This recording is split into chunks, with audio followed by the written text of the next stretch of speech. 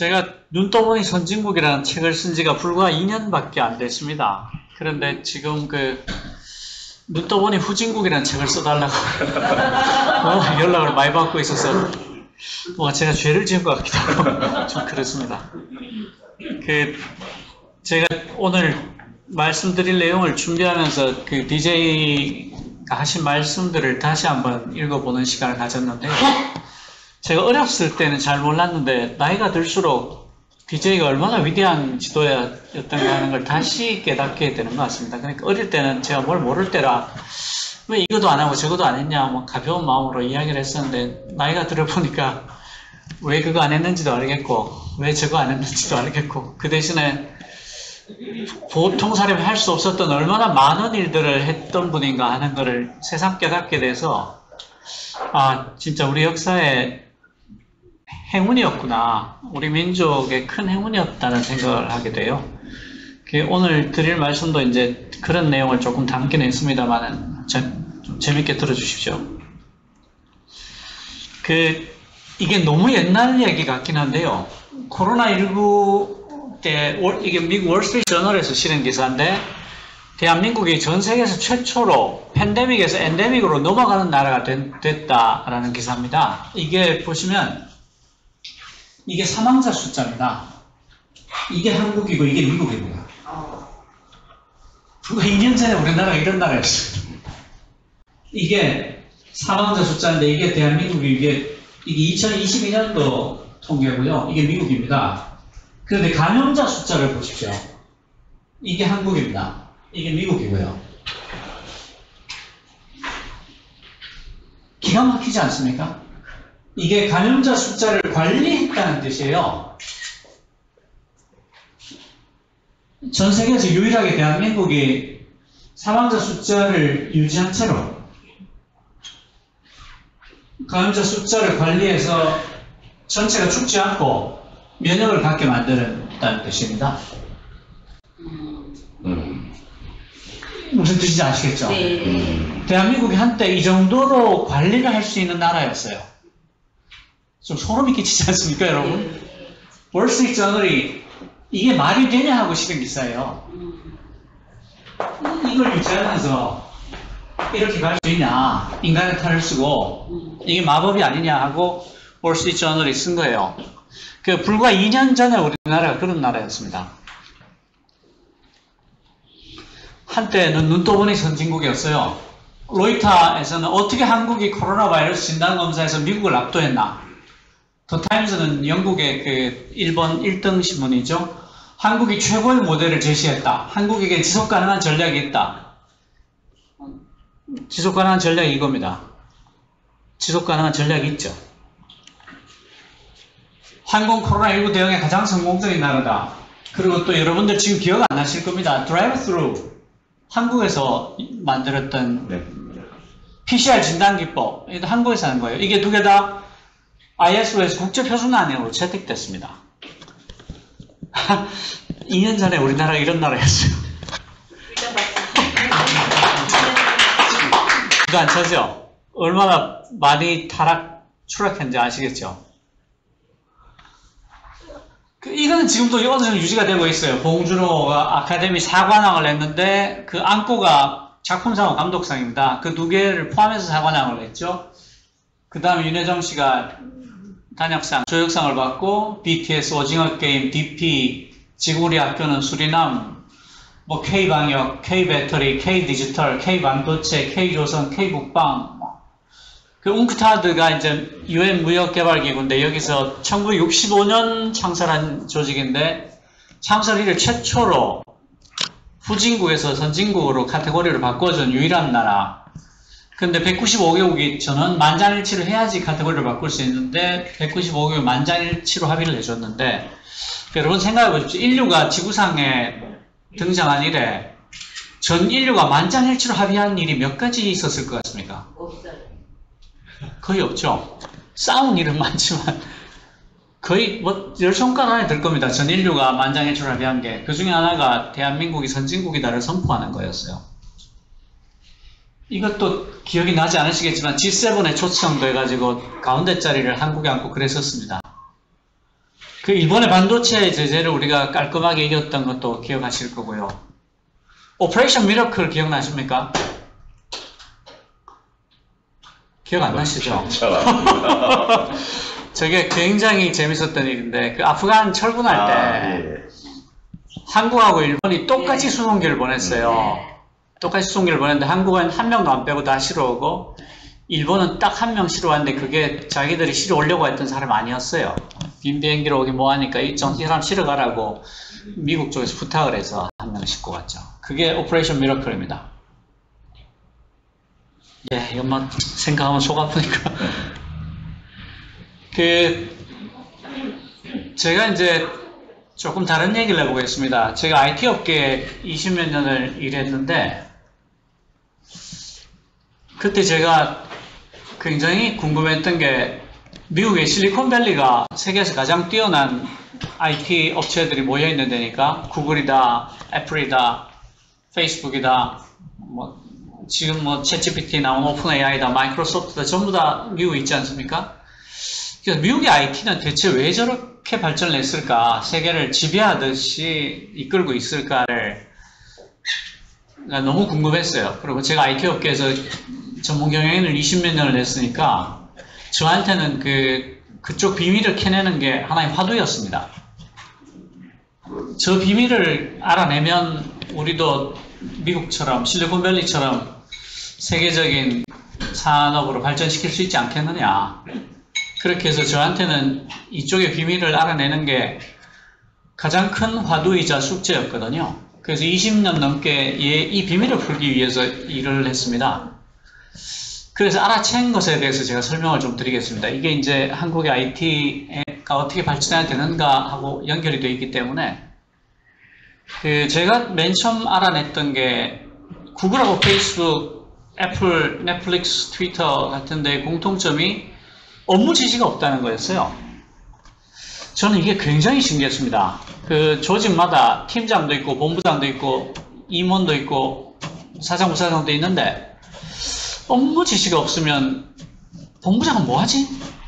팀장이나 본부장이 업무 지시하면서 먹고 사는 사람 아닌가? 이게 굉장히 이상했어요.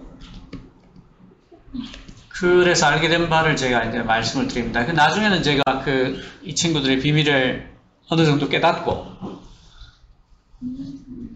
KTH라는 회사가 KT 자회사인데 아마 하이텔이라고 하면 여러분들이 기억을 하실 겁니다. KTH의 H 하이텔입니다. KTH의 그 부사장을 제가 2009년부터 13년도까지 했는데, 그때 제가 알게 된 바를 이 회사에 적용을 해가지고 굉장히 큰 성과를 거뒀었습니다. 그때가 애플 아이폰이 세계에 처음 등장했던 때예요. 그때랑 시기가 겹쳐서 꽤 큰 성과를 거뒀는데 그건 다음 얘기하기라고 해요. 업무 지시가 없으면 도대체 이 친구들이 어떻게 일을 할까? 페이스북을 사례로 설명을 하겠습니다. 페이스북은 다들 아시죠? 예. 너무 조용한데 좀 알아요. 예, 그런 서비스가 있습니다. 전 세계에서 한 20억 명이 가입해 있는 그런 서비스입니다. 거기에 개발자가 한 2만 명이 있다고 칩시다. 실제로는 훨씬 더 많지만 2만 명이 있다고 쳐요. 이 친구들이 일을 어떤 식으로 하는가? 이 친구들이 업무 지시가 없으니까 자기들이 페이스북을 개발하고 있다가 혼 써보고 있다가 이런저런 생각을 할 수 있습니다. 이 서비스에 이런 기능이 있으면 더 좋을 텐데 라거나 이걸 이렇게 바꾸면 사용자들이 훨씬 좋아할 것 같은데 라거나 이런 걸 더 붙이면 신규 회원이 늘 텐데 라거나 이런 생각들이 떠오르겠죠. 예. 그럼 그걸 정리해 보는 겁니다. 정리해 보는데 이런 이유로 이렇게 바꿔보려고 한다. 이렇게 바꾸면 이러이러하기 때문에 이런 결과가 나올 것이다. 이제 이런 결과라는 게 사용자가 늘어날 것이다도 있고 사용 시간이 길어질 것이다도 있고 사용자 간의 인터랙션이 많아질 거다. 그러니까 좋아요를 더 많이 누르거나 댓글을 더 많이 달거나 공유를 더 많이 하거나 인터랙션이 더 늘어날 거다. 혹은 광고를 클릭을 더 할 거다. 물건을 더 많이 살 거다. 뭐 이렇게 몇 가지 측정할 수 있는 목표들이 있겠죠. 반드시 측정할 수 있는 목표여야 됩니다. 그래야지 내가 바꾼 게 잘한 건지 못한 건지 알 수 있지 않겠습니까? 그러니까 이게 되게 중요한 얘기입니다. 어떤 거를 주장할 때는 반드시 근거를 가지고 해야 된다. 특히 그게 이제 IT가 되면 측정할 수 있어야 됩니다. 그렇지 않으면 바꾼 게 좋은지 나쁜지 알 수가 없지 않겠습니까? 그렇게 정리를 하면 이게 이제 실험 계획서가 되겠죠. 테스트 플랜이 될 겁니다. 그러면 이걸 회사의 게시판에 올립니다. 이런 회사들의 공통점이 회사의 게시판을 완전히 공개합니다. 직원들이 회사의 어떤 부서의 어떤 내용도 다 읽을 수 있어요. 그리고 코드도 다 읽을 수 있습니다. 예를 들어서 구글 같으면 검색 엔진이 가장 큰 재산이잖아요. 검색 엔진의 소스 코드를 입사하면 첫날부터 볼 수 있습니다. 굉장히 좀 어이가 없겠죠. 그럼 베껴가지고 밖에 나오면 어떡하나 싶겠죠. 그냥 보게 해줍니다. 네가 베껴 나가서 할 수 있으면 해봐라. 그 정도의 자신감이죠. 그게 뭐 몇 억 줄이 되기 때문에 뺏겨갈 수도 없고, 그거 뺏겨갈 제대로 만들 정도면 안 뺏겨가도 만들 수 있는 정도의 실력이 나야 됩니다. 그러니까 코드 다 오픈해요. 회사 안에 있는 모든 자료, 그러니까 뭐 재무자료나 인사자료 빼고 나머지는 다 볼 수 있습니다. 이게 굉장히 중요한 포인트예요. 회사의 모든 자료를 모든 직원이 다 볼 수 있다. 이게 굉장히 중요한데요. 이렇게 해서 이제 이런 테스트 계획서를 올립니다. 올리면서 이 테스트를 하기 위해서 혹시 끌 수 있습니까? 이게 계속 띵띵거릴 것 같거든요. 아니면 소리만 꺼주십시오. 계속 얘기하겠습니다. 올리면 동료 개발자들이 그걸 보겠죠?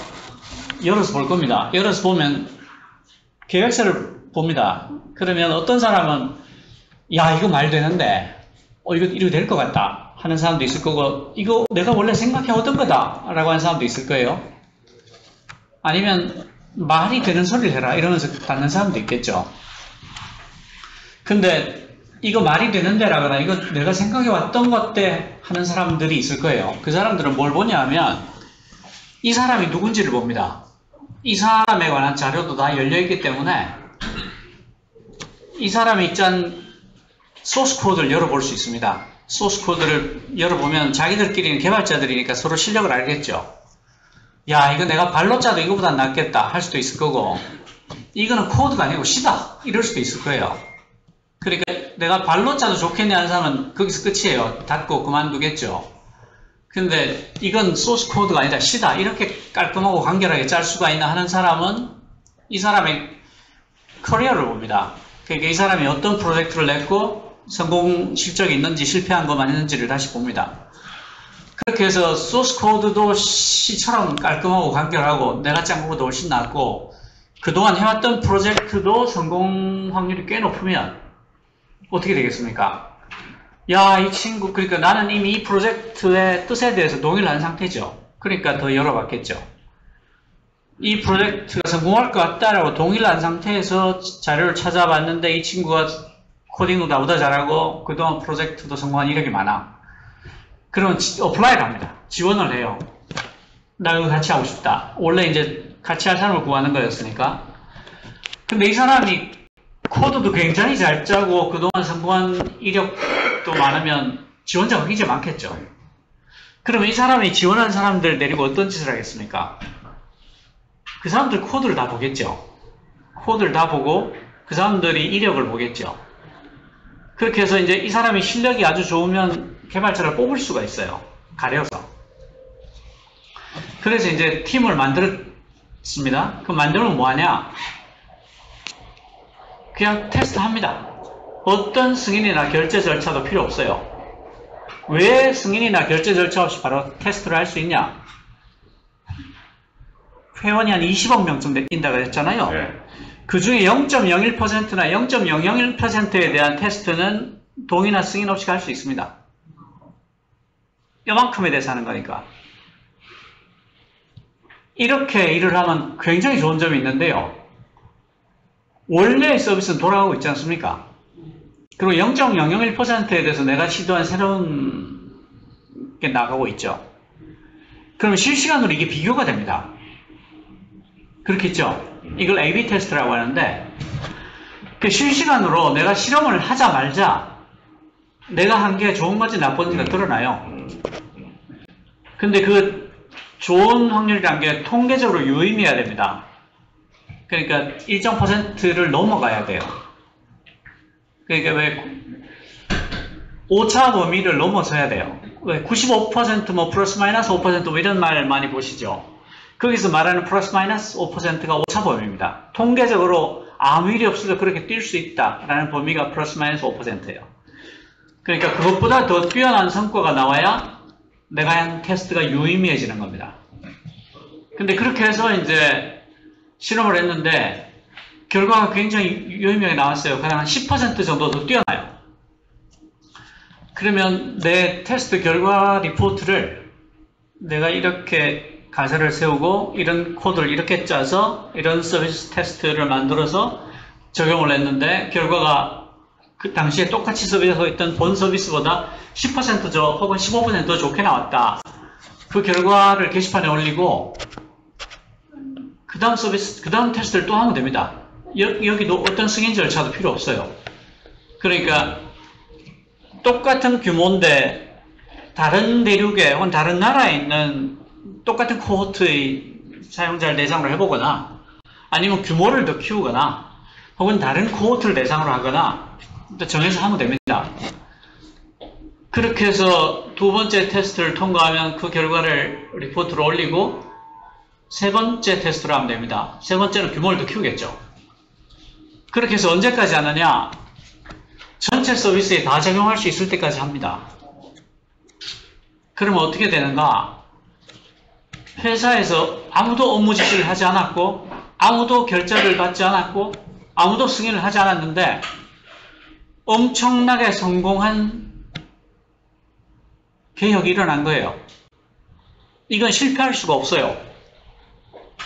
그렇죠? 이건 실패할 수가 없잖아요. 성공한 다음에 디플로이 하는 건데. 그러니까 얘들은 이기는 전쟁만 하는 겁니다. 졌으면 전쟁에 못 나가요. 이해가 되시죠? 근데 이렇게 하려면 몇 가지가 있습니다. 우선 테스트를 쉽게 런칭할 수 있는 시스템을 갖춰놔야 됩니다. 왜냐하면 페이스북의 제일 큰 자산이 뭐냐 그러면 회원 데이터예요. 20억 명 회원 데이터가 중요한 거지 나머지는 재산이 없어요. 그냥 회사 들어가서 아무리 봐봐도 책걸상하고 노트북밖에 없습니다. 그게 재산이라는 게 그냥 회원 20억 명이 전 재산이 그런 회사죠. 그러니까 테스트 한다고 회원 DB 잘못 건드렸다가 날려먹으면 그날 회사 문 닫아야 되는 겁니다. 그러니까 0.01% 정도를 따로 분리해서 대단히 안전하게 테스트할 수 있도록 하는 시스템이 갖춰져 있는 거예요. 그러니까 내가 타겟을 지정하고 그러니까 뭐 미국 캘리포니아에 있는 15세에서 20세의 소녀들한테 먼저 테스트하고 싶다. 그럼 그렇게 딱 격리시켜 주는 거예요. 그러니까 나는 그 고객 DB를 고립시키기 위해서 어떤 짓도 할 필요가 없습니다. 그렇게 순식간에 원하는 대로 고립시킬 수 있는 시스템이 다 갖춰져 있는 거예요. 그러니까 나는 테스트만 하면 되는 거죠. 그리고 뒤에 그 전문가들이 붙습니다. 그러니까 이 나라에서는 아무 표현도 아닌데 저 나라 가면 욕이 된다거나 문화적인 차이가 있다거나 혹은 이 나라에서 합법이지만 저기서는 불법이라든가 그런 것들이 많지 않겠습니까? 그걸 개발자들이 다 할 도리가 없지 않아요. 그러니까 변호사들하고 문화 전문가들하고 이런 분들이 따라 붙습니다. 그리고 데이터 분석가도 붙어요. 왜냐하면 이 개발자들이 테스트 아이디어는 굉장히 뛰어나지만 결과를 잘못 해석할 수도 있거든요. 그러니까 자기들은 성공한 줄 알고 있는데 데이터 분석가가 들여다보니까 얘들이 해석을 잘못해서 그렇지 이게 성공한 게 아니다.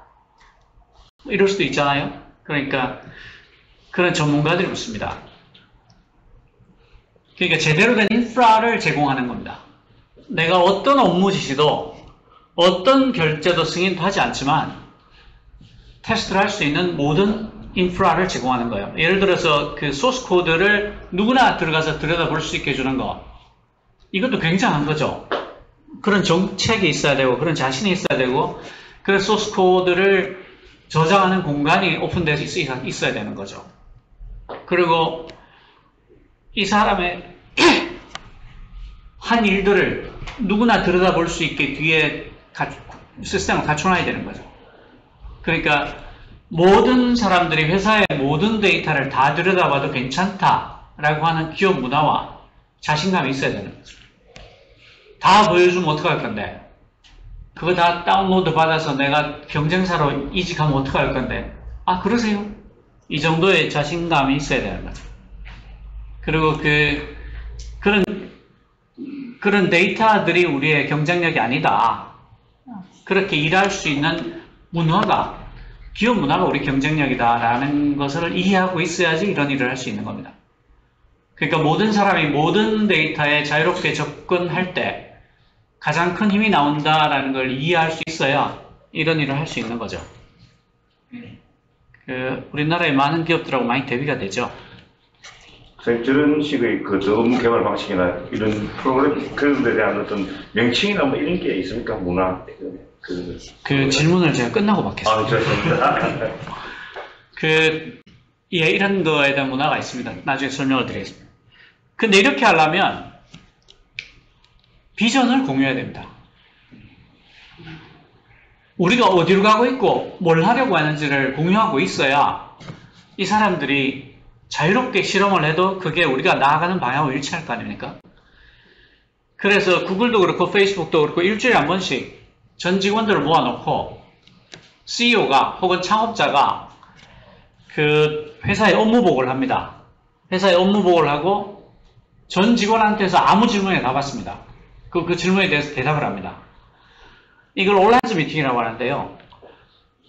이게 형식적으로 끝나는 게 아닌 게, 재작년에 구글에서 올라인즈 미팅을 했을 때, 구글의 인공지능 쪽 개발자가 나는 내가 짠 코드가 사람을 죽이는데 쓰이는 것을 용납할 수 없다. 미국 국방성과의 프로젝트를 멈춰라. 중단해라. 라고 요청을 했어요.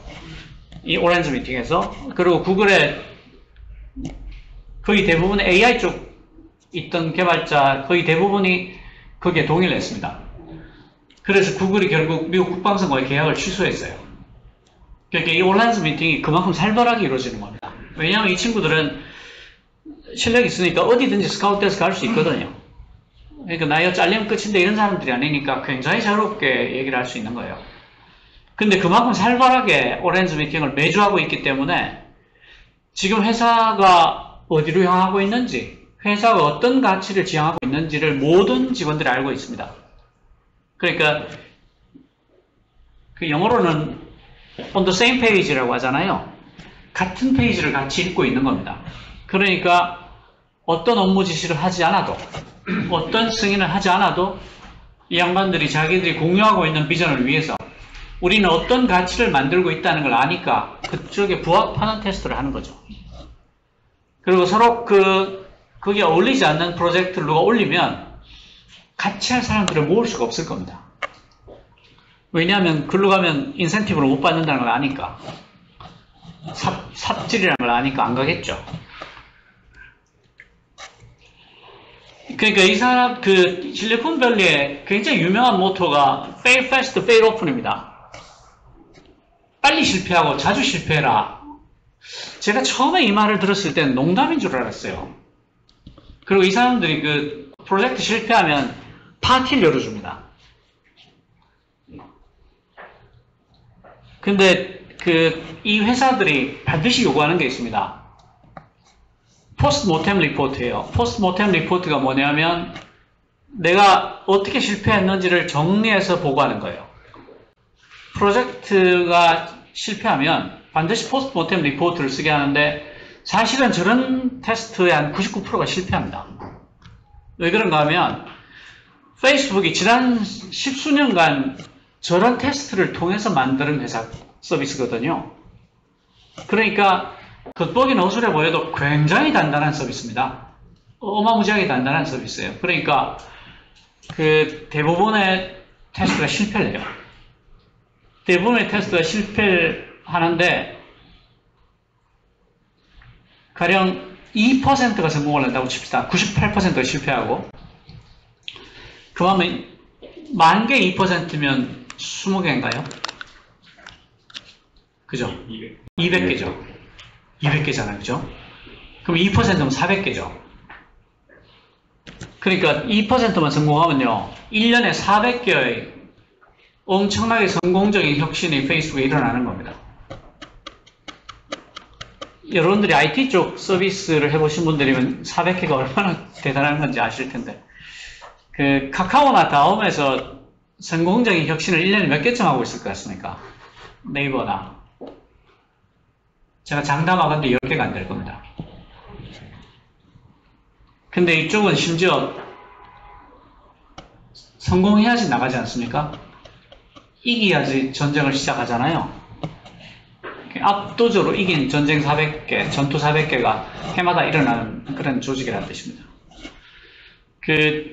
이쪽에서 왜 fail fast, fail often을 강조하고 누구나 이걸 당연하게 생각하느냐? 포스트 모템 리포트를 씁니다. 내가 이런 전제를 가지고 이렇게 테스트를 하면 이런 결과가 나올 줄 알았는데 이런 결과가 나왔다. 내가 생각할 때 전제에서 뭐 이런저런 게 잘못됐을 것 같다라거나 혹은 실행 과정에서 이런저런 게 잘못됐을 것 같다. 이렇게 정리를 해서 리포트를 냅니다. 그럼 그게 이제 회사의 게시판에 차곡차곡 쌓이겠죠. 그러니까 처음으로 돌아가서 이 사람들이 서비스를 개발하다가 이런저런 아이디어가 떠올랐을 때 테스트 계획서를 바로 쓰는 게 아닙니다. 포스트 모템 리포트 아카이브에 가서 자기하고 비슷한 아이디어가 없었는지 검색을 하는 게 먼저입니다. 검색을 하면 사람 생각이 되게 비슷하잖아요. 그러니까 십수년 동안 실패했던 수천 개가 쌓여 있으니까 대부분은 거기서 막힙니다. 아, 이런 벌써 해봤네. 이런 게 많죠. 근데 일부는 읽다가 아, 이 친구가 여기서 자빠졌구만. 이렇게 하면 안 되고 이렇게 했어야지 라는 생각을 할 수 있을 겁니다. 그렇겠죠. 그러면 새로운 실험을 시작할 수 있죠. 그러니까 무슨 뜻인가 하면 내가 500m를 가다가 자빠졌으면 그 500m 헛된 게 아니라는 거예요. 그 포스트 모템 리포트를 읽은 후배가 그 실험을 다시 시작할 때는 여기서 시작하는 게 아니라 그 친구가 자빠진 500m 앞에 가서 거기서 시작을 할 수가 있는 거예요. 그러니까 이런 겁니다. 내 주변에 항아리가 밑도 끝도 없이 묻혀 있는데 절반은 또이고 절반은 된장인데 열어서 먹어봐야 알아요. 근데 저쪽은 일을 할 때 먹은 다음에 꼭 라벨을 붙입니다. 똥, 된장, 똥, 된장. 근데 한국은 어떤 식으로 일을 하냐면 먹고 덮어놓고 가요. 여러분들이 조직에 계시면 인사이동을 많이 하실 겁니다. 인사이동 하실 때 전임자로부터 인수인계 리포트를 정말 제대로 받았다. 내가 주변에 있는 항아리에 똥과 된장 라벨을 다 붙여서 건네받았다. 대부분이 앞에 사람 먹고 간 똥을 다 다시 먹습니다. 그러면 전임자가 굉장히 고소해야죠. 그걸 보면서 나만 똥을 먹을 수 없다. 그래가지고 그 사람이 아침부터 저녁까지 똥만 먹어가지고 저녁에 누가 케이크를 줘도 배가 불러서 못 먹습니다. 똥을 먹어도 배는 부르니까. 그러니까 이 사람들의 fail fast, fail often이라고 하는 이유는 하나의 실패가 19,999개의 실패를 막는다라는 뜻입니다. 그러니까 한 명만 실패하면 될 일을 2만 명이 실패할 이유가 있느냐라는 거죠. 그러니까 이 사람들로 봐서는 짧은 시간에 빨리 실패해주면 엄청나게 돈을 아낀 겁니다. 그게 굉장한 자산이 되는 거죠.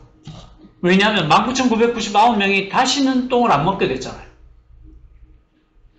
이게 얼마나 큰 일입니까? 19,999명이 먹을 수 있는 똥이 하나 더 폈어요. 굉장한 거죠. 왜 이렇게 하는가? 앞날을 알 수 없기 때문입니다. 그러니까 산업화 시대에는 우리가 어디로 가서 뭘 하자가 아주 명백했어요. 근데 지금은 변화가 너무 빠릅니다. 여러분들 1년 전에 챗GPT가 세상에 나올 거라고 알고 있었어요? 알 리가 없지 않습니까? 2007년도에 아이폰이 나왔거든요. 2006년도에 아이폰이 나올 거라고 알고 있었던 사람이 있을까요? 스티브 잡스조차도 아이폰을 만들면서 그게 이렇게 세상을 바꿔놓을 거라고는 몰랐을 겁니다.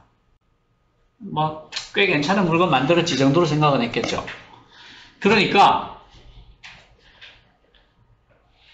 세상이 어떻게 돌아가는지 모르겠다. 그렇다면, 우리 2만 명의 개발자가 전부 다 더더미가 돼가지고, 사방을 더듬어보고, 그 중에 한 명이 길을 찾으면 우리가 다 같이 그 길로 가자. 라는 겁니다. 그러니까 빅뱅의 변화에 대응할 수 있는 유일한 방법은 조직원 전원이 촉수가 돼서 세상을 다 더듬어서 그 길로 가자. 그 뇌에서 뇌의 신경세포를 뉴런이라고 하지 않습니까? 그 예전에는 그 어떤 사람이 똑똑하냐에 대해서 여러 가지 이론이 있었어요. 맨 처음에는 머리가 크면 똑똑하다 그랬어요. 여기 계신 분들은 아마 연식이 있으셔서 어렸을 때 머리 큰 사람을 할머니들이 되게 좋아하시는 거 보고 컸을 겁니다. 대갈장군이다 그랬죠. 그 어깨 넓이하고 머리 크기가 비슷하면 굉장히 훌륭한 사회감이었어요. 근데 이제 쭉 살아보니까 머리는 큰데 멍청한 사람이 자꾸 생기는 겁니다. 아, 이거 아닌가? 그래서 그 다음에 나왔던 게 뇌에 주름살이 많으면 똑똑하다 그랬어요. 여러분은 그런 거 기억나시죠? 뇌에 주름이 많은 사람이 똑똑하다. 그래서 왜 너는 정말 순결하구나, 뇌에 주름 하나 없이 팽팽하다, 뭐 이런 얘기 들으셨을 거예요. 가장 최근에 뇌과학의 이론이 뉴런이 자유결합을 많이 할수록 똑똑하고 창의력이 있다라는 게 최근의 뇌과학의 결론입니다. 그러니까 뉴런이 얼마나 우발적이다 싶을 만큼 자유롭게 결합하느냐가 인간의 지능의 비밀이다. 인간의 창의력의 비밀이다라는 거죠. 이게 조직에도, 일하는 방식에도, 도시계획에도 다 영향을 미칩니다. 그러니까 저런 식의 일을 하는 방식에 영향을 미친 게 바로 그 뉴런의 자유결합이라는 거죠. 스티브 잡스가 픽사라는 세계 최고의 애니메이션 회사를 인수했을 때 이 사람이 한 일 중에 하나가 새로 사옥을 짓는데 미국은 땅이 넓고 값이 싸니까 평평하게 짓습니다. 낮은 건물을 여러 개 지어요. 그래서 이 친구들은 사옥을 캠퍼스라고 불러요. 실리콘밸리 가보셔도 높은 빌딩은 세일즈포스닷컴 같은 정도 외에는 없습니다. 다 아주 나식나식한 건물들이 아주 넓은데 펼쳐져 있는데요. 픽사를 인수하면서 새로 사옥을 짓는데 스티브 잡스가 화장실을 딱 한 군데만 짓겠다고 했습니다. 그 넓은 땅에 건물이 여러 개 있는데 화장실을 딱 한 군데만 짓겠다고 했어요. 그 직원들이 들고 일어났죠. 우리가 업무에 열중하다 보면 뭐 잊어먹을 수도 있는데 그 먼 데까지 뛰어가면 배달 사고가 난다. 임신부들은 어떡하라는 얘기나. 그래 막 싸워가지고 픽사의 화장실을 사옥에 2군데 짓는 걸로 합의를 봤어요. 그럼 대체 이 사람이 화장실을 가지고 왜 그렇게 고집을 부렸을까? 애니메이션은 굉장히 다양한 직종이 협업을 해야 됩니다. 가령 스토리텔링 하는 사람이 있죠? 그럼 대사 쓰는 사람이 있고요. 그 다음에 코스튬, 의상 디자이너가 있습니다. 그러니까 이게 시대 배경이 어디고 지역이 어디고에 따라 그에 맞는 옷을 그려야 될 거 아닙니까? 그 의상 디자이너가 있고요. 조명 감독이 있습니다. 이게 애니메이션으로 그리더라도 자연광이 비칠 때 빛은 어디서 와서 어떻게 가고 그림자는 어떻게 지고 그 다음에 실내에서 초가 뭐 여기도 켜있고 저기도 켜있고 있으면 조명을 어떻게 때려야 되고 예쁘게 보이려면 조명을 어디 어떻게 둬야 되고 하니까 조명 감독이 필요합니다. 영화하고 똑같아요. 그리고 물리 엔지니어도 필요합니다. 물리 엔지니어가 왜 필요하냐면 이렇게 이게 유리컵인데 떨어뜨렸으면 이게 깨질 거 아닙니까? 깨지면 컵에 조각들이 튀어가겠죠. 이게 물리법칙에 맞게 튀지 않으면 되게 어색하거든요. 눈길을 달리는데 바람이 불고 있으면 눈발이 어떻게 날려야 되고 머리카락 어떻게 날려야 되고 굉장히 자연스러워야 애니메이션을 볼 수가 있겠죠. 안 그러면 그게 거슬려서 애니메이션이 안 보일 겁니다. 굉장히 다양한 직종들이 협업을 해야지 제대로 된 애니메이션 하나 그릴 수가 있어요. 그러니까 스티브 잡스는 그런 다양한 직종의 사람들이 적어도 하루에 2번 정도는 우연히 만나서 우발적으로 결합하지 않을 수 없도록 만들고 싶었던 거예요. 그래서 화장실을 한 군데만 만들려고 했던 겁니다. 보통 물을 마시러 오거나 커피를 타러 오거나 화장실에 있거나 할 때 되게 쓸데없는 얘기들을 하게 되거든요. 그때 뉴런이 우발적으로 자유결합을 한다는 겁니다. 그러니까 그 픽사가 어떤 식으로 운영이 되냐면 안에 굉장히 많은 상용실이 있어요. 그러면 이 친구들이 되게 굉장히 재밌는 아이디어가 떠오르면 다른 직종 사람한테 얘기를 합니다. 그럼 와 그거 정말 재밌는데 하면 3분에서 5분짜리 데모를 만들어요. 그 데모를 만들 때는 어떤 승인도 받지 않아도 됩니다. 그냥 만들면 돼요. 만들어가지고 굉장히 많은 작은 사용실이 있으니까 거기 잡아놓고 동료들을 부릅니다. 불러서 보여주는 거예요. 그래서 그 사람들이 와 이거 정말 재밌다 하고 동의를 하면 그걸 한 10분짜리 15분짜리 또 만들어요. 그래서 픽사도 나오면 기본적으로 중박 이상을 치는 겁니다. 최근에 디즈니 쪽 간부들이 픽사의 위해를 많이 차지하면서 픽사가 옛날에 총기를 엄청나게 잃었는데요. 총기 잃기 전까지는 나와서 대박 안 친 애니메이션이 하나도 없었습니다. 실리콘밸리도 마찬가지입니다. 실리콘밸리 샌프란시스코를 여러분들이 가보시면 도심지에는 오줌 냄새가 나서 댕길 수가 없다는 걸 알게 될 겁니다. 그러니까 서한 해양성 기후라서 덥지도 않고 춥지도 않고 정말 좋거든요. 그래서 미국의 홈레스들, 노숙자들이 거기 다 와 있습니다. 춥지도 않고 덥지도 않으니까. 그래서 길에 오줌을 넣어가지고 냄새가 나서 다닐 수가 없습니다. 거기다가 월세도 미국에서 가장 비싼 곳이 샌프란시스코입니다. 투베드면 한 달에 $5,000 이상, 그러니까 500만 원 이상 월세를 줘야지 방 2개짜리 겨우 빌릴 수 있어요. 지금은 아마 더 올라갔을 겁니다. 그런데도 생각해 보시면 원격 근무에 필요한 모든 역량을 다 갖추고 있는 게 구글이고 애플이고 그럴 거 아니에요? 넷플릭스고. 근데 이분들이 아무도 실리콘밸리를 떠나지 않습니다. 왜 그런가 하면 실리콘밸리가 전 세계에서 미덥이 가장 많이 열리는 곳입니다. 미덥이 뭐냐면 미덥 게시판이 있어요. 그러니까 작은 소모임들을 미덥이라고 하는데 오픈소스 이런 거를 타입스크립트를 내가 쓰고 있는데 이런저런 좋은 점이 있고 이런저런 불편한 점이 있던데 그거 이야기를 같이 나눌 사람 모여라 라든가 나는 이런 아이디어를 가지고 이런 스타트업을 하려고 하는데 오늘 저녁에 어디로 오면 내가 그 사업안을 다 브리핑을 해주겠다 와라 라든가 이런 식으로 이런 게 수백 개가 매일 저녁 열립니다. 그러니까 페이스북에 근무하는 사람, 구글 근무하는 사람, 넷플릭스 근무하는 사람, 애플 근무하는 사람들이 무시로 모이는 거예요. 다시 말해서 전 도시 단위로 뉴런의 자유결합이 무시로 일어나는 겁니다. 거기서 어떤 스파크가 일어나겠습니까? 그러니까 실리콘밸리가 그렇게 더럽고 비싼데도 못 떠나는 거예요. 도시의 승리라는 것도 마찬가지입니다. 2천만 명 규모의 대도시가 없이 중진국까지 들어간 나라가 없습니다. 그러니까 성공적인 도시가 한 나라의 굉장히 강력한 성장 엔진이 됩니다. 예를 들어서 픽사의 스토리텔러는 대전 살고 조명감독은 원주에 살고 커스텀 디자이너는 서울 살고 물리 엔지니어는 부산 살고 했다고 칩시다. 이분들이 한번 얘기를 하려면 얼마쯤 걸릴 것 같습니까? 제가 생각할 때는 모이는 날짜 잡느라고 한 일주일 갈 것 같은데요. 그러니까 비빌 수가 없는 거죠. 근데 서울 정도의 대도시가 되면 매일 어마어마하게 뉴런들이 자유결합을 하고 비빌 겁니다. 그러니까 도시의 승리라는 게 있는 거죠. 그리고 한국의 집단지성이 있습니다. 한국이 세계 최고의 집단지성 국가입니다. 그걸 이제 DJ가 굉장히 큰 기여를 했다. 인프라를 깔았다. 그러니까 우리가 세계 최고의 집단지성이라는 건 여러 차례 입증된 바가 있습니다. 우리가 피를 흘리지 않고 독재자를 몰아낸 현대사에서 유일한 나라입니다. 현대사에서 유일하게 피를 흘리지 않고 독재자를 몰아낸 적이 있고요. IMF 때는 금모으기를 해서 1년 만에 IMF 그 구제금융을 싹 다 갚고, 코로나 때도 마찬가지고.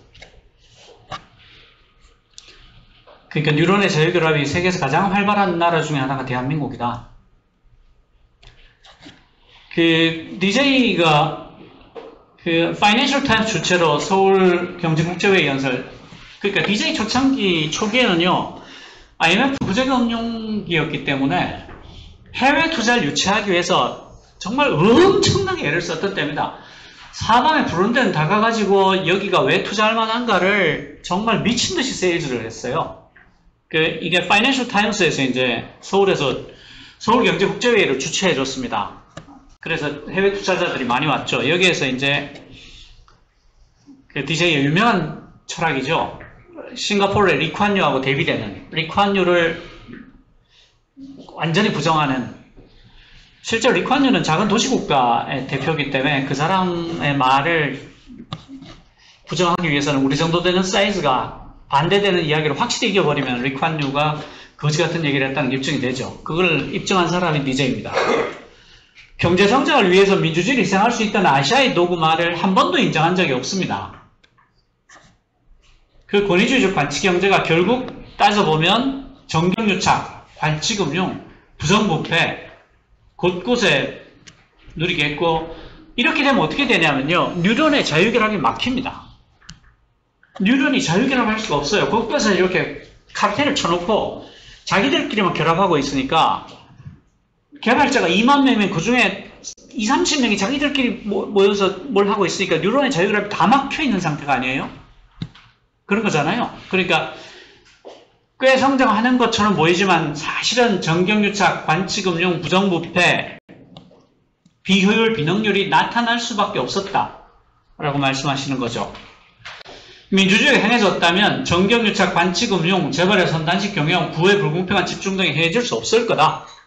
그러니까 민주주의와 시장경제를 병행 발전하는 게 대한민국의 시대적 과제다라고 말씀하셨어요. 그리고 노벨상 인권상 수상하실 때 21세기는 지식정보화 시대다.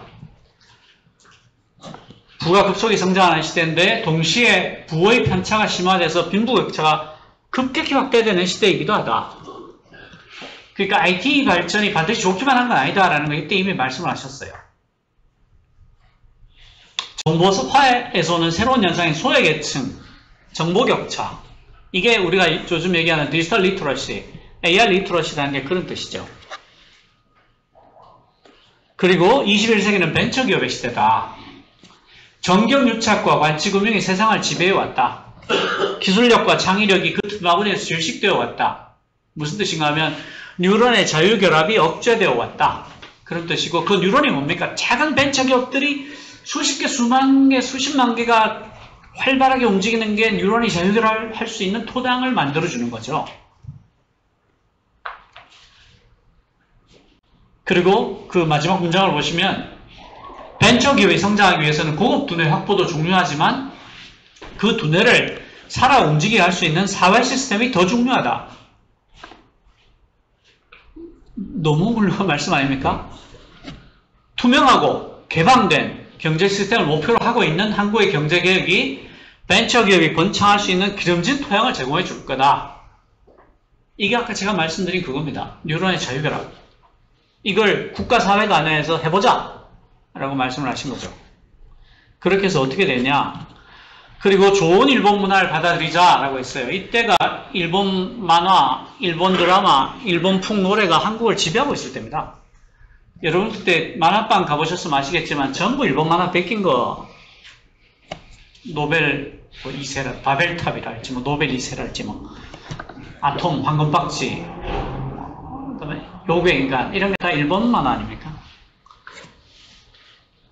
저는 그게 일본 만화인지도 몰랐어요. 정말 이건 어마무시한 결단이었어요. 근데 왜 그렇게 했냐? 뉴런의 자유결합을 믿으셨던 거죠. 그런 결과가 어떻게 됐습니까? 뉴런의 자유결합이 남아있는 한국과 일부 카르텔이 여전히 지배하고 있는 정면으로 붙었을 때, 한때는 J-POP이 미국 빌보드 차트를 지배할 때도 있었습니다. 근데 지금 어떻습니까? K-팝하고 J-팝은 비교도 할 수 없죠. J-팝은 지금도요, 스튜디오 몇 개 그 사장들, 60, 지금 한 70 넘었은 사장들이 자기 취향대로 만듭니다. 그래서 저 일본 TV 보시면 형편없이 옛날 감각이라는 걸 알 수 있을 거예요. 그 방송사하고 그 엔터테인먼트, 그 매니지먼트 회사 몇 개가 지금도 그냥 손잡고 합니다. 그러니까 경쟁이 없으니까 발전이 안 되는 겁니다. 일본 TV, 일본 여행 가셔서 일본 TV 틀어보시면 한 20년 전이나 30년 전 우리나라 방송하고 똑같다는 생각이 들 거예요. 왜냐하면 20년, 30년 전에 우리가 일본 모델을 뺏겼으니까. 웹툰과 망가도 마찬가지입니다. 지금도 망가는, 일본은 그 만화 잡지 시스템이에요. 만화 잡지에 한 달에 한 번 나오는 거기에 편집자들이 선택을 하면 살고 선택 안 하면 죽습니다. 그리고 거기에 선택받으면 기본적으로 잘 먹고 잘 살기 때문에 거기서 벗어나지 않아요. 근데 한국 웹툰은 굉장히 처절한 경쟁 시스템이잖아요. 아무나 올릴 수 있고 그 중에 사람들이 좋아하면 좋아요가 많고 뭐 페이지 뷰가 많으면 조금씩 올라가서 사실 참 이게 다 좋다고 해야 될지 모르겠는데 정말 처절하게 싸우고 올라가야 겨우 그 입에 풀칠하게 되고 그렇지 않습니까? 근데 그 대신에 거기 톱까지 가고 나면 난리가 나죠. 한류가 지금 전 세계를 덮고 있고 인류가 어마어마한 속도로 퇴조를 하고 있죠. 그 앞에 K자만 붙이면 사람들이 다 굉장히 스타일이 좋은 걸로 받아들이지 않습니까? 뭔가 K 아저씨 이래도 좋아할 것 같아요. 그래서 이런 철학의 결과가 구현된 게 DJ의 성취입니다. 보시면 세계 최고의 초고속 인터넷망을 구축했는데요. 그 당시에 인터넷 가구당 보급률이 54.3%였습니다. 미국 23.1, 일본이 6.3, 영국이 0.8%였어요. 그 결과가 지금의 한국 사회에 미친 듯한 속도입니다. 일본은 지금도 그 인장 찍는 로봇을 개발해서 인장을 찍고 있지 않습니까? 팩스를 쓰고 있어요. 팩스 쓰지 말자는 캠페인을 일본 정부가 벌이고 있는데 실패했습니다. DJ의 철학이 있는 거죠. 뉴런의 자유로운 결합이 우리를 살릴 것이다. 그리고 벤처 기업 수가 30만 개를 돌파합니다. 그 전까지 벤처라고 할 만한 게 있었나? 그 DJ 집권 기간 안에 30만 개를 넘어갑니다. 그 당연한 결과로 전자정부가 2003년도에 완성이 되고 2004년도에 UN 전자정부 대상을 받습니다. 그리고 IT 산업 비중이 그 당시에 미국을 추월합니다. 이거 모르셨죠? 그 당시 IT 산업이 GDP의 14.9%였는데 미국이 11.1%였습니다. 근데 이게 우연히 된 게 아니죠. 이게 다 이런 철학이 기반하고 있었던 겁니다. 민주주의와 시장경제가 병행한다. 민주주의가 시장경제의 기반이 된다. 21세기 지식정보화 시대다. 그러니까 인터넷과 IT가 주력이 되게 밀어주면 엄청난 성과가 나올 거다. 그렇지만 빈부격차가 급격히 심화될 거니까 그걸 대비하자. 그리고 뉴런의 자유결합을 위해서는 대기업의 세습이 아니라 엄청난 양의 중소기업이 나오는데 그 중소기업이 지금은 벤처다. 그리고 일본을 받아들여도 된다. 우리가 훨씬 더 뉴런의 자유결합을 잘하기 때문에 우리가 이길 수 있을 거다. 그래서 그 결과가 이거고 이겁니다. 그러니까 분명한 철학 안에서 진행이 된 거지 이게 우연히 나타난 결과가 아니라는 거죠. 눈동번에 선진국이 된 데는 이런 기반이 있었던 겁니다. 이런 철학이 있었던 거죠. 그래서 르몽드지 프랑스의 대표적인 권위지 르몽드가 신기술의 챔피언 대한민국이라는 기사를 쓰고 그 스미소니안이라는 세계적인 박물관에서 미래의 도시 서울로 온 것을 환영한다는 기사를 쓰고 이렇게 되는 겁니다. 이게 다 아주 옛날 얘기입니다. 근데 지금 이제 다시 퇴행의 시간이 찾아왔습니다. 선진국이 됐음에도 불구하고 후발 추격국의 전략과 태도를 유지하자, 그리로 다시 돌아가자라는 시대가 됐어요. 디지털 시대가 됐는데도 불구하고 산업화 시대의 제도와 프로세스를 고집하고 그게 더 좋았다고 주장하는 시간으로 돌아가고 있습니다. 일주일에 120시간을 일하자는 사람이 나타났어요. 애국가를 4절까지 불러야 된다는 사람이 나타나고요. 국가가 왜 국민의 삶을 책임져야 하느냐, 그런 생각이 잘못된 거다라고 주장하는 사람들이 나타났습니다. 미친 퇴행의 시간이죠. 그 TSMC가 왜 잘 나가는가? TSMC 아십니까? 네. 그 반도체 파운드리죠. 그러니까 누가 설계한 반도체를 대신 만들어주는 회사입니다. 이 회사가 삼성전자보다 훨씬 비싼 회사입니다. 훨씬 그 시가총액이 더 많고요. 영이익도 훨씬 큰 회사입니다. 그 파운드리 시장에서 삼성전자가 TSMC하고 격차를 좀 좁히다가 최근에 다시 벌어지고 있어요. 갈수록 갭이 커지고 있습니다. 왜 그런가? 그 메모리 반도체는 그 혼자 잘하면 됩니다. 삼성전자가 혼자 만들 수 있어요. 근데 파운드리는 남이 디자인해온 거를 만들어야 되니까 소량 다 품종 생산이죠. 여기는 굉장히 많은 업체들하고 협업을 해야 됩니다. 우선 팹리스라는 설계 회사하고 협업을 해야 됩니다. 설계를 해야지 구워줄 거 아닙니까? 설계하면 끝이냐? 그렇지 않아요. 디자인 하우스가 있습니다. 디자인 하우스가 뭐냐? 그 TSMC의 제조 공정이 있고 삼성전자의 제조 공정이 있잖아요. 공정이 완전히 다르지 않습니까? 똑같은 설계도를 갖고 와도 TSMC의 공정에 맞게 이걸 고쳐야 되고 삼성전자의 공정에 맞게 고쳐야 됩니다. 공정에 맞게 고쳐주는 회사를 디자인 하우스라고 합니다. 그리고 IP 기업이 있습니다. 지금은 팹리스 회사가 모든 설계를 다 할 수 없습니다. 다 하지 않아요. 그러니까 보드가 있는데 USB를 꽂아야 되면 USB를 설계해놓은 설계도를 갖고 와서 그거 그냥 씁니다. 모듈 꽂듯이 해요. 근데 이 모듈을 그냥 쓸 수는 없고 TSMC 공정으로 만들어봤냐, 삼성전자 공정으로 만들어봤냐, 만들어본 적이 있어야지 IP가 그 TSMC IP가 되고 삼성전자 IP가 돼요. 이해가 되시죠? 설계도만 가지고는 안 돼요. 만들어 본 적이 있어야 돼요. 만들어 본 적이 있어야지 그걸 고치거든요. 그러니까 그냥 종이에요. 설계도는. 만들어 본 적이 있어야 이게 진짜 설계도가 되는 거죠. 그러니까 IP 기업을 얼마나 많이 가지고 있냐. 그러니까 내가 꽂아 넣을 모듈이 얼마나 많냐. 이게 굉장히 중요한 경쟁력이 됩니다. 그리고 굽잖아요. 구워서 나오면 얘를 테스트해야 되죠. 그리고 패키징을 해야 돼요. 다른 부품들하고 다 싸서 하나의 완제품을 만들어야 되죠. 그 뒤에 테스트 앤 패키징 공정, 후공정이라고 하는데 이쪽에도 굉장히 많은 협력사들이 있어야 됩니다. 후공정 쪽에 일하는 업체 사람들한테 들은 얘기가 삼성전자가 TSMC보다 후공정에서 10년 떨어져 있다. 그리고 보유하고 있는 IP가 100배 차이. 그러니까 TSMC, 삼성전자, 그러면 삼성전자에 일을 줄 수가 없는 겁니다. 왜 그런가? 삼성전자가 세계 최고의 ERP를 갖고 있는데 얘들이 협력업체하고 ERP가 다 연결되어 있습니다.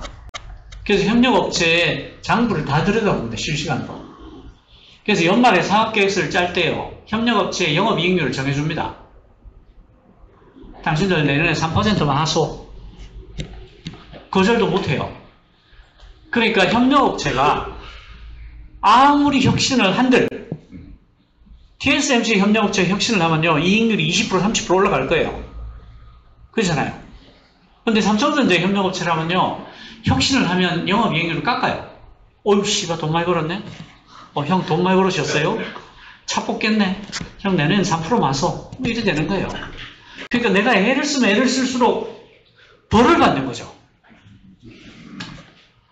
그래서 협력업체 숫자 생태계가 규모가 10분의 1도 안 되는 겁니다. 이게 소경이 제닭을 잡아먹고 있는 거죠. 45나노가 무슨 뜻인가 하면 그 연구 개발하는 사람들도 있겠죠. 대학교나 연구소에 많이 있을 거 아니에요. 한국의 그 반도체 연구하는 교수들이 테스트용을 꾸면 45나노짜리 꼽습니다. 45나노가 이제 회로 성폭의 넓이인데요. 근데 대만에 있는 그 석박사들은 테스트 할 때 15나노부터 시작합니다. 그리고 한국의 45 나는 구우시는 분들도 대부분 대만 날아갑니다. 구우려고. TSMC나 그쪽에 대만의 반도체 생태계에서는 이분들이 우리를 먹여 살리는 분들이라는 걸 알아요. 그래서 라트를 열어놓으면 손해지만 이분들을 위해서 라트를 비워놓습니다. 무조건 해줍니다. 왜냐하면 이 사람들이 내 생태계고 내 자산이라는 걸 아니까. 한국은 안 열어줍니다. 엔비디아는 왜 잘 나가나? 엔비디아는 GPU 회사입니다. 엔비디아 요새 얘기 많이 들어보시죠? 인공지능 나오면서 떼돈을 벌고 있는 회사 아닙니까? 여기는 삼성전자보다 시가총액이 2배 넘는 회사입니다. 이익은 1.7배쯤 되고요. 지금도 주가가 계속 올라가고 있습니다. 근데 GPU는 원래 옛날에 게임용 PC에 붙였던 거예요. 그래픽 그리는 보드거든요. GPU가 그래픽 프로세싱 유닛입니다. 그러니까 대규모 병렬 계산을 굉장히 잘하는 그런 칩인데 인공지능 시대가 나오면서 대박이 터졌어요. 인공지능이 대규모 병렬 연산을 어마무지하게 필요로 하거든요. 그래서 여기 뭐 A100 같은 보드는 한 대 2천만 원쯤 하는데 없어서 못 삽니다. 지금 주문하면 1년 기다려야 돼요. 근데 이 회사를 그러면 그렇게 이익도 많고 뭐 황금보다 비싼 GPU를 만드는 다른 회사는 왜 못 만드나? 왜 얘가 혼자 90%를 먹도록 놔둘 수밖에 없었나? 여기가 CUDA라는 개발 툴을 갖고 있습니다. Computed Unified Device Architecture라는 건데 뭐냐면 CPU 같은 경우에 왜 여러분들이 8코어, 16코어 이런 말 들어보셨을 거예요. 좀 어려운 얘기인데 386, 486 아시죠? 그게 CPU입니다.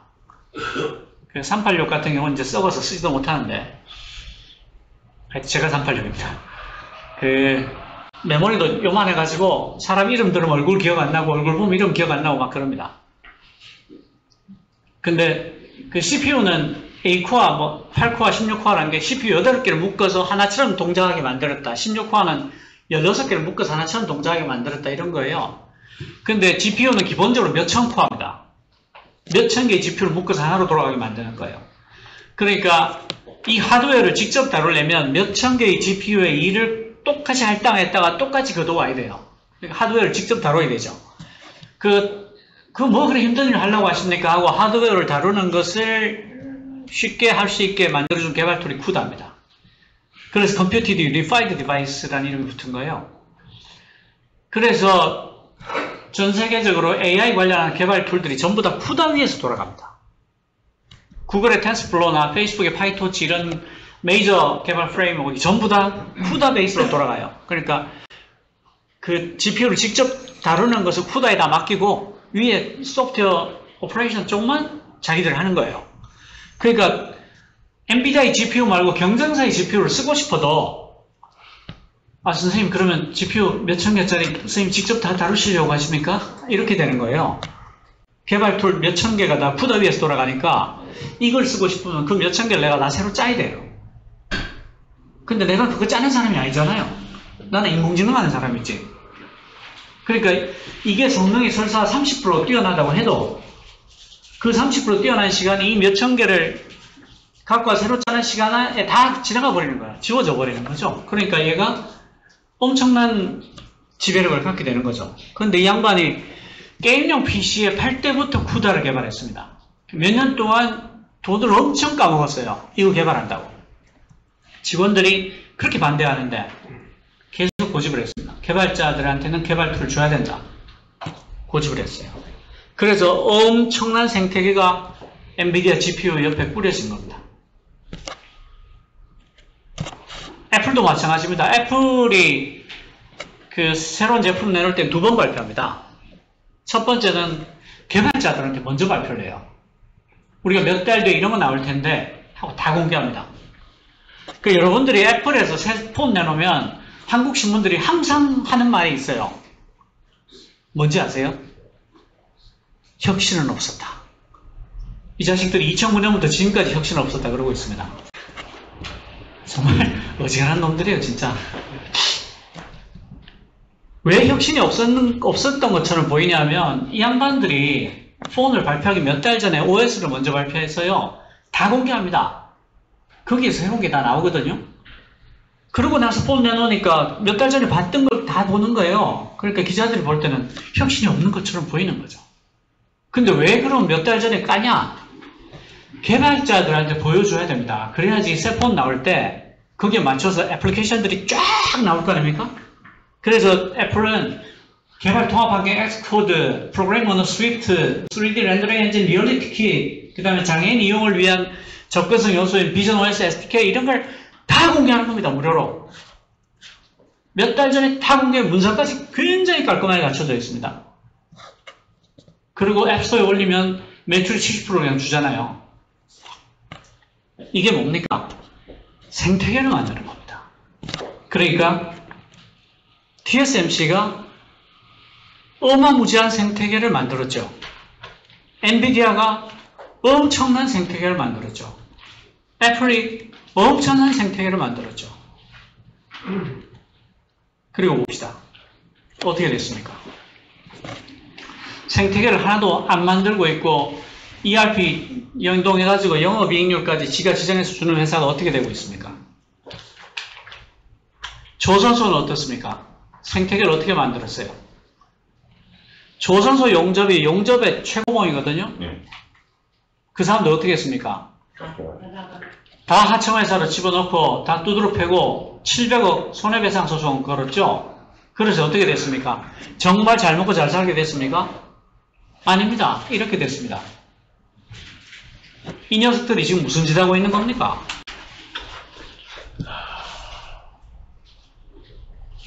DJ가 뭐라고 했습니까? 민주주의와 시장경제가 같이 가야 되는 거라고 했죠. 뉴런의 자유결합이 있어야 된다고 했죠. 생태계가 우리가 선진국이 됐기 때문에 후발 추격국의 전략을 써서는 안 돼요. 선진국은 어떤 게 선진국이냐? 민주주의가 시장경제 바탕이 되고 뉴런이 자유결합할 수 있도록 모든 구조를 만들어주고 재능이 중요한 게 아니라 그 재능이 날뛸 수 있는 구조를 만들어야 되는 게 중요하다라고 DJ가 말했잖아요. 이게 뭡니까? 이 미친놈들이 뭘 하고 있는 거예요 지금? 미친 짓을 하요? 그렇죠. 미친 짓을 하고 있는 겁니다. 일주일에 120시간 일해라 그러고 생태계를 다 조지는 겁니다. 이렇게 생태계를 조지고 어떻게 잘 되길 바라겠습니까? 그러니까 가발 만들던 때 봉제 공장에서 밤을 새면 옷이 더 많이 나오고 나온 만큼 팔면 돈을 더 벌던 때는 그렇게 해도 돼요. 그렇지만 지금은 우리가 세계 최고란 말이에요. 우리가 맨 앞에 있어요. 배터리 우리보다 잘한 데가 어디 있습니까? 조선 우리보다 잘한 데가 어디 있어요? 메모리 반도체 우리보다 잘한 데가 어디 있어요? 그러면 저 짓을 해서는 안 되는 겁니다. 뉴런이 자유결합을 할 수 있도록 모든 조건을 만들어줘야 되고 생태계를 내 주변에 얼마나 큰 생태계, 얼마나 건강한 생태계를 만들어 놓고 있느냐가 비밀인 겁니다. 세계의 초인류 기업들이 어떻게 하는지가 다 나와 있지 않습니까? 이런 모자리 같은 놈들이 어디 있어요? 그러니까 우리가 지금 선진국의 고비에서 못 넘어가고 있는 이유가 굉장히 큰 두 개의 미스매치가 있기 때문입니다. 선진국이 됐음에도 불구하고 후발 추격국의 전략과 태도를 갖고 있어요. 특히 이 태도가 중요합니다. 70년대 얼간이의 태도를 갖고 있지 않습니까? 그리고 디지털 시대, AI 시대인데 산업화 시대의 제도와 프로세스를 갖고 있어요. 될 리가 없죠. DJ가 대통령 했던 때가 언제입니까? 그때보다도 훨씬 못하잖아. 그 마지막 페이지입니다. 지금은 우리가 선진국이 되기 때문에 이제는 생태계를 가지고 경쟁하는 시대가 됐습니다. 민주주의가 없이는 시장 경제가 이루어질 수 없는 시대가 됐고요. 지식 정보화 시대입니다. 그리고 고급 두뇌 확보도 중요하지만 그 두뇌를 살아 움직이게 할 수 있는 사회 시스템이 훨씬 중요한 시대입니다. 근데 빈부격차가 급격히 확대될 거기 때문에 인권과 평화를 위협하는 또 하나의 심각한 현상이 될 수 있어요. 그러니까 빈부격차를 줄이고 중산층의 비중을 두껍게 하는 게 DJ가 걱정하는 그 위험을 누그러뜨릴 수 있는 유일한 방편이 될 겁니다. 그러니까 우리가 성공했다는 지표는 중산층이 얼마나 두꺼운가, 우리 사회의 중산층이 얼마나 두껍나, 그게 우리가 잘하고 있다는 하나의 증거가 될 거예요. 예, 들어주셔서 고맙습니다.